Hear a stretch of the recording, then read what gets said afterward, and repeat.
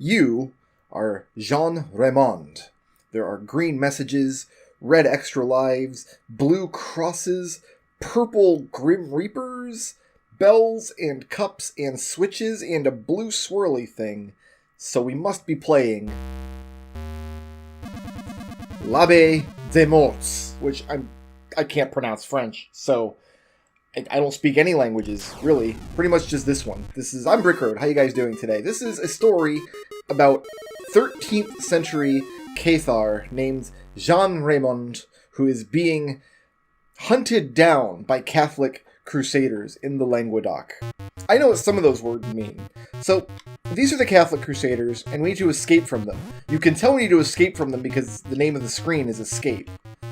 But we can push the Catholic crusaders back as much as we want, just by switching screens.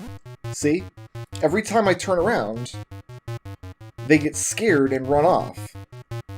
This is a game by Locomolito, and this is very specifically done in the style of the ZX Spectrum, which is a video game computer that was very popular in the 1980s in Europe, but I don't believe ever got a wide release in the US or North America that I'm aware of. 12 brothers hid and died here in l'abbaye des Morts, and we have to solve the mystery of what happened to these brothers if we hope to escape.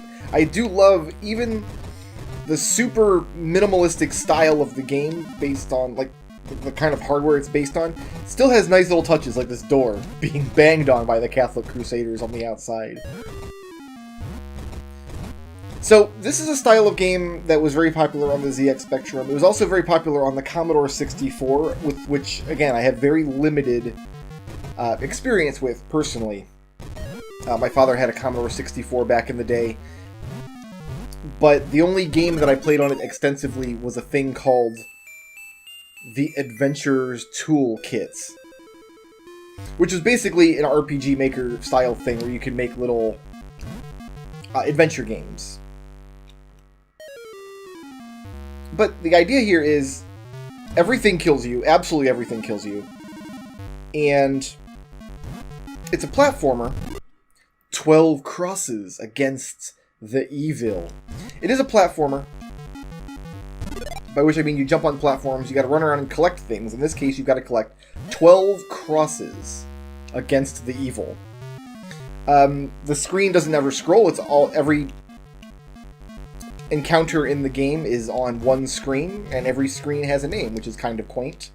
And because we rang the bell up in the bell tower, we can now head off this way, and you see we've opened up a hole in the floor, revealing the catacombs beyond. I think there's 25 screens total in the game, and that's basically all there is to it. It really is just that simple. It's really just this run around and explore this weird Catholic maze game. Oh, is this worm gonna get me? He is! Oh. The worm invaded my safe space near my checkpoint. We have to go up here, don't we? I mean, this worm, though, too strong by half. An invisible path over a wood bridge.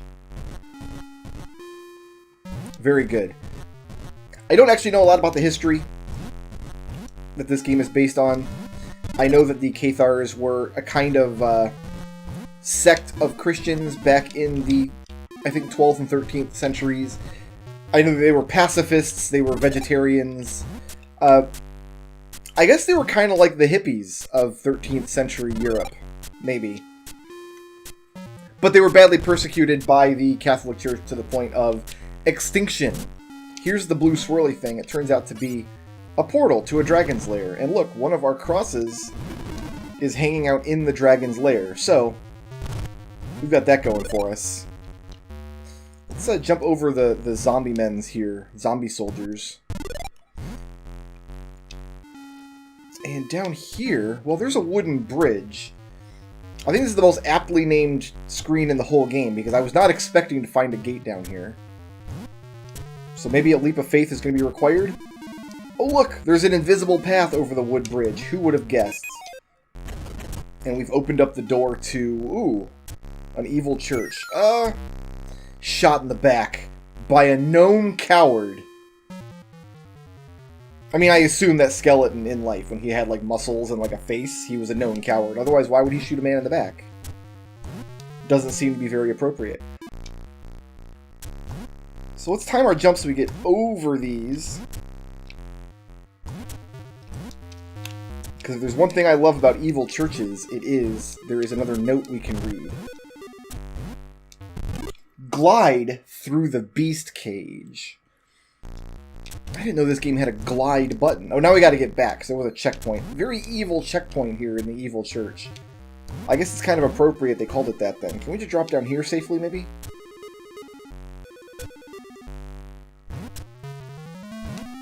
Ha, good. So a lot of the challenges in this game, a lot of the encounters are basically timing things. You wait for your opening, especially in situations like this where you have two monsters that kind of line up. But when one of them turns around, you can wait for your opening and jump past the other one. We need to finish exploring because there's more doors to open here in l'Abbaye des Morts. I don't think I can get straight up there. Let's jump over him. You know, I think I want to go this... No. Yeah, this way. This looks correct. Let's not get taken down into the lake of despair by these piranhas, though. What have we here?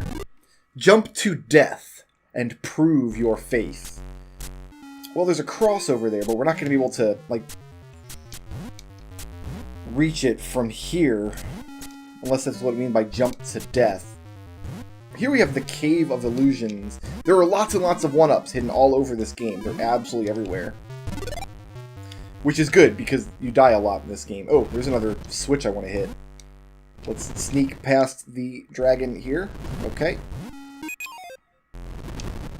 We'll also take this one up while we're at it.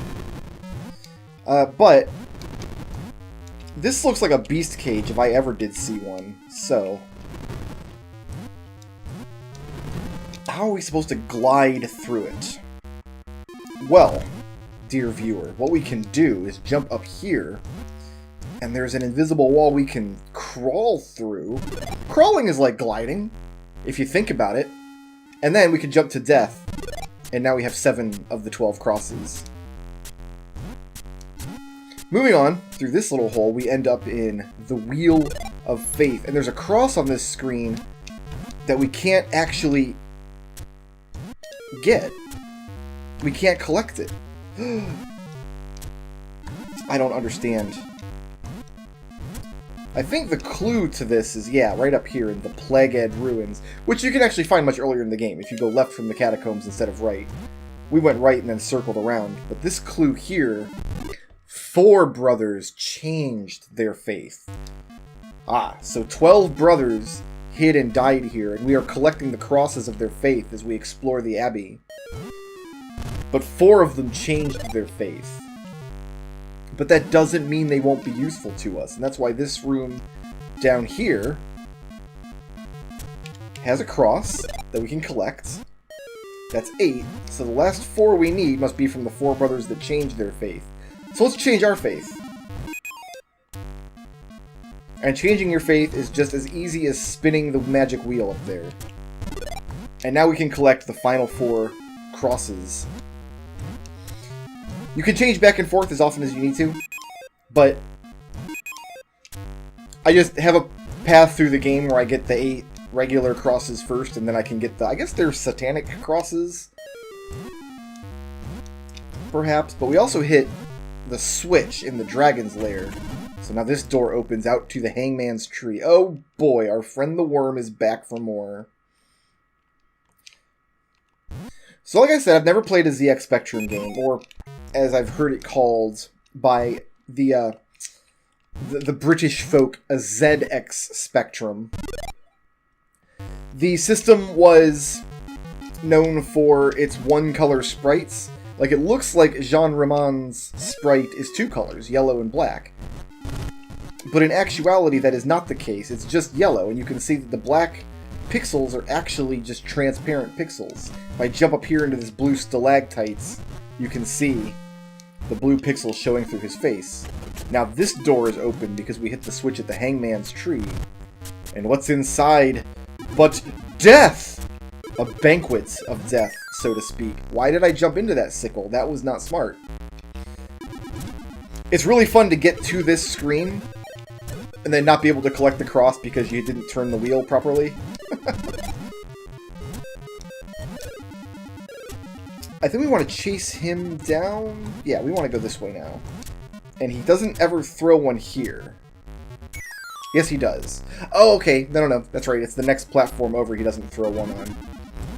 You're thinking, oh, Brickroad, you've got 13 extra lives. You'll be fine. And probably I will be, but I have lost this game even with this many extra lives.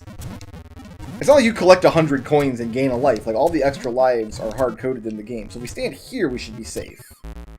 Yes.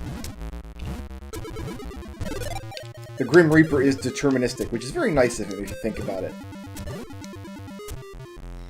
Well, there's nothing really left to do in the Abbey. But head back, since we have all but one of the crosses now. We'll wait for this zombie soldier downstairs here to move on his way. And head into the evil church. There's nowhere else to search in this 5x5 screen world. Hopefully the evil church has what we're seeking. The final cross. And there it is. And a screen called Tortured Souls. I think this screen, if I come down from above, it's a little easier. Actually, it's a little tricky either way, I guess. Because we still have to go back. It's not like we saved ourselves the actual trouble. Just wait for this to line up. Wait for it. Now. Yeah, buddy. Sneak past the guy with the moon boots. I'm going to wait for another cycle on this fireball, though. There we go. So we have all 12 crosses. Both the ones from the brothers who changed and the ones from the brothers who didn't. This screen has 2 extra lives. We must be nearing something very dangerous indeed. And this is where we get to see how forgiving the actual hitbox is in l'Abbaye des Morts. Because you can get real close to something dangerous without it actually damaging you. And here we are, friends. The last screen is Satan! And because we have all 12 crosses, we can navigate up to the Holy Grail. And I don't really have a good methodology for this. I'm just going to kind of gun it. I know this platform here is usually a safe spot.